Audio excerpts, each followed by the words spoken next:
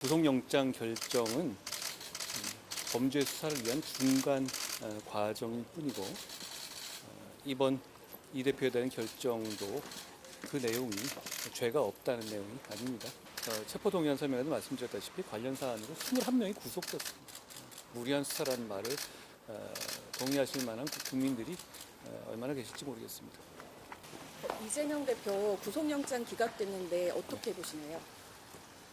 구속영장 결정은 범죄 수사를 위한 중간 과정일 뿐이고 이번 이 대표에 대한 결정도 그 내용이 죄가 없다는 내용이 아닙니다. 검찰이 그간 절차에 따라서 공정하게 수사해왔고 앞으로도 그렇게 할 것이라고 생각합니다.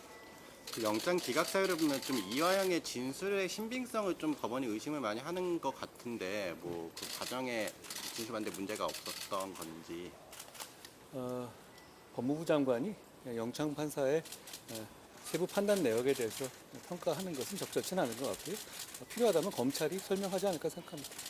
이 대표 관련 남은 수사는 어떻게 될까요? 말씀드렸다시피 영장 결정은 이 범죄 수사를 위한 중간 과정에 불과합니다. 차질 없이 진행될 겁니다. 그 구속영장 재청구 이런 건 뭐 그런 건. 검찰이 판단할 문제입니다.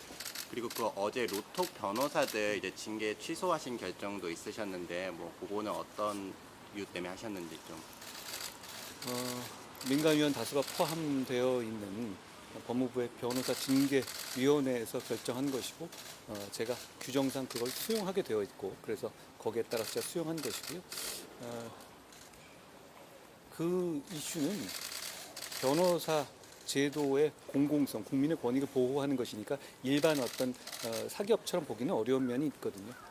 그것과 국민의 기술 발전에 따른 국민의 사법 접근성 제고라는 두 가지 가치가 조화롭게 고려되어야 할 부분입니다. 그런 것 때문에 시간이 오래 걸려서 여러 가지 숙고를 했고 그 끝에 이 123명인가요? 변호사들의 징계를 취소하고 다만 이 사법 그 플랫폼 업계에 대해서 어떤 이 영업 방식에 있어서도 제도의 개선이 필요하다라는 결론을 낸 겁니다.